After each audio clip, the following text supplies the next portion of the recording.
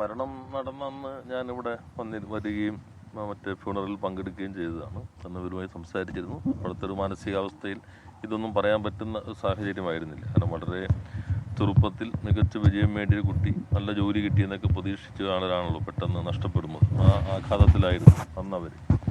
അതിനുശേഷമാണ് അവരെല്ലാവരും ഈ അനുഭവം മനസ്സിലാക്കി ഇങ്ങനെ ഒരു മെയിൽ അയച്ചത്.